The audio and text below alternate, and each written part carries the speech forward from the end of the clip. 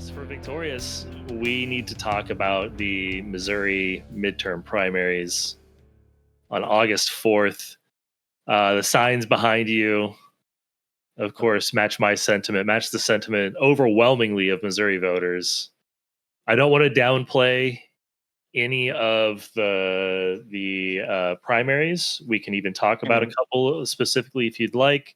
But on the ballot measures, I kind of want to focus on the ballot measures. But Amendment 4 and Amendment 5, and I'm going to explain these in the briefest, most simple way possible. Amendment 4 would have required citizen-initiated constitutional amendments. So these are ballot initiatives. These are ballot initiatives that are added by petition by the citizens in Missouri that we vote on then after they're added. It would require those to have a majority vote in all 8 of our congressional districts, where currently before it required just a 50% plus one majority statewide. So it would make it extremely difficult to pass any citizen-initiated ballot measure. Virtually impossible. Yeah, absolutely. Like the people saw through this. This was pushed by our GOP MAGA-loving governor and our MAGA-loving legislature. This was pushed onto the ballot by them, in order to subvert the ability for the will of the people to be enacted in this state. And not only was this struck down, just beaten, it's 80.32% no. Way to go, Missouri. Way to go, people, for realizing that shit, as we often do and have on a lot of shit lately, for Mike Cahos of the world to come along and say, no, that's not what you mean, and we're going to find a way to turn that over somehow. Right. Well, we vote for those people overwhelmingly. Like, on the ideas, people are overwhelmingly have common sense about it. I feel like this is an opportunity for that to change because it's happening so much. Yes. And the other thing too is as soon as we heard that we had this victory in striking down this egregious constitutional amendment. I don't know how else to describe it. But as soon as we found our victory in that, we saw Missouri Secretary of State and possible psychic vampire Denny Hoskins getting sued for blocking the Respect Missouri Voters Amendment from the November ballot. How the fuck can you? There's no constitutional mechanism for them to do that. It's like, what legal stance is he making that decision on? Like, we can talk about that if you'd like. I've got notes. I mean, it seems pertinent on the matter. Like, I want Denny Hoskins to fucking talk about that and say why overturning the will of the state's voters by large margins. Like, I mean, it'll help with that one. Explain it like I'm 5. Well, let's see what I can do. So let's start with this. So currently in Missouri, to get a citizen-initiated ballot measure put on the general election ballot, you need a petition with a minimum number of signatures. For initiated constitutional amendments, it is 170,215. It used to only be like 35 or something, right? It used to be considerably less. It used to be considerably less, but I don't have. I'll admit I don't have the measure of how much that's changed over time in front of me.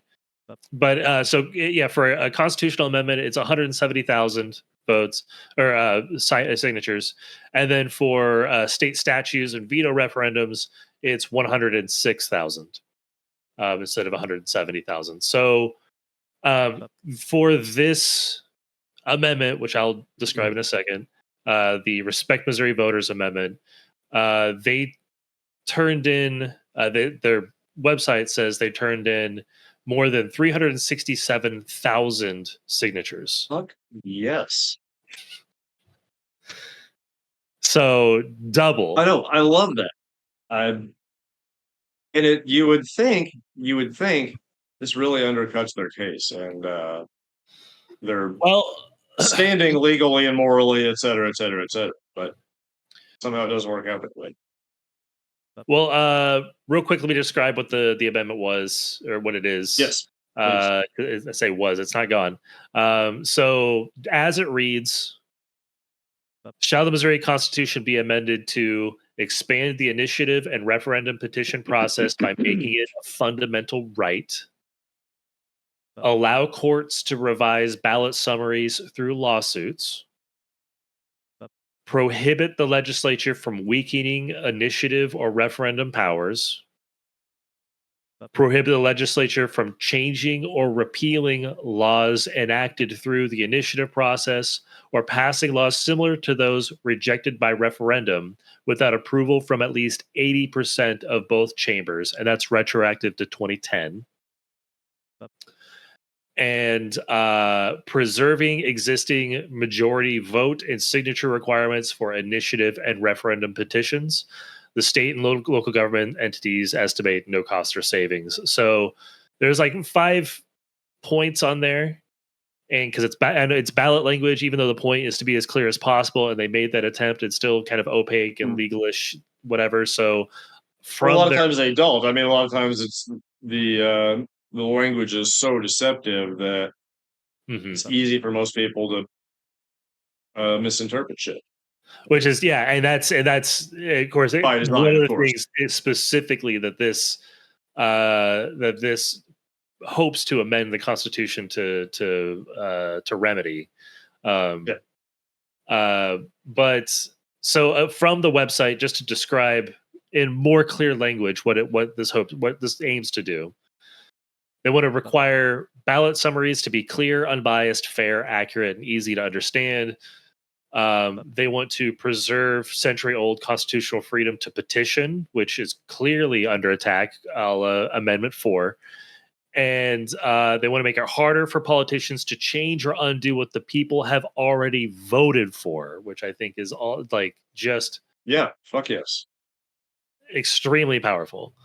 That's what Hoskins is basically blocking from the November ballot right now. How are people not fucking marching against him in the streets every day? It's like that dude is finding all sorts of Maggie ways to bend shit around. I want to tell you what he says he's doing rhetorically. Please do. We'll get into what he says he's doing legally here, but Hoskins says he is, according to this article in the Missouri Independent, which I'll link, of course. He says he is protecting the Missouri Constitution from special interest groups funded by out-of-state sugar daddies who want to turn Missouri into New York City or Los Angeles. Jesus Christ! That's actually what he said in public on purpose. He said that knowing that they would quote him. Wow. Knowing that would be in an article. Yeah. On purpose. on purpose. He also did say that Missourians can rest assured that under my watch, I will always do everything in my power to protect us from outside attacks aimed at interfering with our rule of law. The dog whistles in that couldn't be louder. Well, it sounds exactly like what they were saying with Amendment 4. They're trying to protect. They're trying to protect us from ourselves because we're being influenced by out-of-state money. They're so concerned about out-of-state money influencing us on our citizen-initiated ballot measures that we have to get a bunch of signatures from the public to petition to get on the ballot in the first place. But AIPAC couldn't give a fuck. Nope. Literally couldn't care. Yeah. Do you want to get into the legal aspects of Hoskins' opposition to the Protect Missouri Voters Amendment? Okay, so what is his legal rationale for this? So there are a few things at play here. I'm just going to say right now, the biggest problem that he has to do with basically this would require a language change. A major point of the lawsuit against Hoskins for his action to strike this off the ballot is that Hoskins is not allowed by the wording of the Missouri Constitution. He's not allowed to oppose the ballot language at the end of the petition process, but rather his time to do that was before he personally approved that language. Yeah. Yeah. Which he did. It's hard for it to not come off just a wee bit hypocritical then. It's a bit tough. Given that. Yeah. And this is actually, there's precedence for this with abortion rights on the ballot, and Secretary of State Jay Ashcroft also trying to do this same end around move, and he got slapped down in the Missouri Supreme Court. Yeah, like I said, this has happened before. We've got a bit of a recent history with this shit. It's just fucking dumb. Since like the black man broke their brain, we can't they can't go all the way and vote for a Democrat. Like they can vote for things that they want, but if it comes down to outright voting for D versus R, they're still just going to vote for R. For now, I don't know, man. For now, but I feel can like see that changing. I feel like so much is being revealed in the gerrymander. There's the attempt to gerrymander along with Amendment 4, and Amendment 4 just listen. The funding for advertising on Amendment 4 was over 2-1. Yeah, 2-1 in favor of passing amendment funding, right? And still not just overcome, but over 80%. Demolished. Fucking demolished. Electorally, that is a fucking beat. It's gone. It's fucking gone. Yeah. They fucking curb stomped that shit. But this part of the lawsuit that, again, you had your opportunity to strike this language down, to have it changed before this would potentially go through the petition process and then get on the ballot. You had your opportunity. You didn't take it. Sorry. Tough luck. That sucks. Sucks to suck, Hoskins. It really sucks to suck. Yep. That should be it. Exactly. And in a just world, that would be the beginning. There are some other technical considerations at play. One is that it may violate the requirements limiting initiatives to a single subject and changes to a single article of the Missouri Constitution. That's directly cited in the lawsuit, though, as being nonsense, because there's only one article of the Constitution that does actually need amended here. And, the argument is that the purpose is, of course, clear, singular, identifiable central purpose. It's one coherent thought. That's happening in this this initiative, and I think that's pretty clear.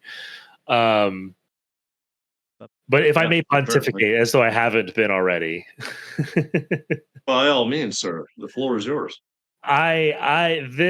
This other part really pisses me off, because this is exactly the same argument I heard from Eric Burleson that he was making in support of Amendment 4 before we again fucking destroyed it. And I'm going to keep saying that at every fucking opportunity. We fucking crushed Amendment 4, because we absolutely did. But this, I just want to get into this. This part. This is cited by Hoskins. This really pissed me off. Again, Eric Burleson brought this up in support of Amendment 4, but Attorney General Catherine Hanaway just kind of parrots this argument. Says that this amendment, this Protect Missouri Voters Amendment, may violate the U.S. Constitution's guarantee of a Republican form of government. And I gotta tell you, I fucking disagree, because personally, I think it's very clear that a republic can still offer direct decision making to the people that is empowered and guided by those that are elected to represent them. And with legislatively initiated ballot measures, the representatives argue the legality and the merits of the amendment in the interest of the people, presumably. And then the people decide, ostensibly, and then the people decide if it is implemented. That's straightforward. And in this About case, as simple as it gets. Yeah. we're just trying to assure the same thing for citizen initiated ballot measures, because what these are for, this should be right in the wheelhouse of every single person that actually believes in individual like freedom and like Yeah. some sort of It's right control. there in the first to petition the government for grievances. Like it's in the Yeah, fucking beginning of the Constitution. well, this is exactly that point. When the government fails to respond to our petitions, that is, when they, as our elected representatives, don't bring the ballot initiatives that we think need to be put on the ballot to the ballot, Yeah. then we can petition, instead of petitioning our elected representatives, we can petition the public For and that see thing if directly. we Yeah. would like it on the ballot. The people Yeah. petition themselves to determine the extent of their will, and they directly vote on that change to the Constitution. Because otherwise, because the legislature, if it's not acting on the will of the people to put these things on the ballot anyways, they're obviously captured by interests outside Yeah. of the Then will. what is it acting on? Right. You can't have the Republican form of government that doesn't also have safeguards against tyranny. And our ability to petition the Yeah. citizenry to enact a direct vote for something that Yeah. we think should be in our Constitution, and that is to say, the Constitution that doesn't govern the people, but that governs the extent of the power of the government. All right. That's what the constitutions do. The U.S. Constitution, the Mhm. Missouri Constitution, these talk about the extent of the power of the government. We get to determine the environment that these legislative bodies act in. And if they're not It's behaving accordingly, then we get to change the fucking rules to fit yeah. what we think needs to happen. That's self governance. It's by the people for the people. So I Like wanted to, self-governance is the essence of it. I mean, without that, it just becomes fucking like an oligarchy or right. fucking whatever. Or whatever they want. I mean, they can just without even the vote on the legislatively initiated ballot initiatives, which I assume they would love to take that away. They'd love if they didn't have to go through the electoral process to get this. I mean, shit. it's still They in would play. have. Like They've shown us right here. They would, with Amendment 4, they would take away the power of your vote if they had the opportunity to do it without your vote. yeah, we're doing it right in front of you. Like it's hard for people to not see what they're doing here. Like right. I mean, like I said, man, I really feel like even Republicans should be pissed at this, because this is that we're talking about a complete misinterpretation of a core tenet of the Constitution to absolutely. support the will of people that want to make decisions unilaterally for themselves without your input at all. Full stop. That is what this is. Yeah. This is a willful weaponization of what a narrow definition of what a Republican form of government is. But to that end, I wanted to end with this little bit that I wrote down. It's something I have, and this quote from Thomas Jefferson, but legitimately, okay, just in response to Hoskins and Attorney General Catherine Hanaway, and also Eric Burleson, because I'm sure, given his rhetoric on Amendment 4, he can support this argument as well. Oh, of course. The suggestion that this may violate the Constitution's, guarantee of a Republican form of government, like I said, I completely disagree. And frankly, if the U.S. Constitution, as written, cannot bear the strain of this definition of a republic, then if we are truly to be a free people, we must bend the Constitution to a form that meets the evolution of our needs, rather than bend to the apparent unyielding will of our founders. If a constitution, like I said, if it can't bear the strain of this definition of a republic, then we have to change that constitution, because this is what is required to maintain a Republican form of government. That's just how it works. And I have a quote from Thomas Jefferson to that end. To that end. Laws and institutions must go hand in hand with the progress of the human mind.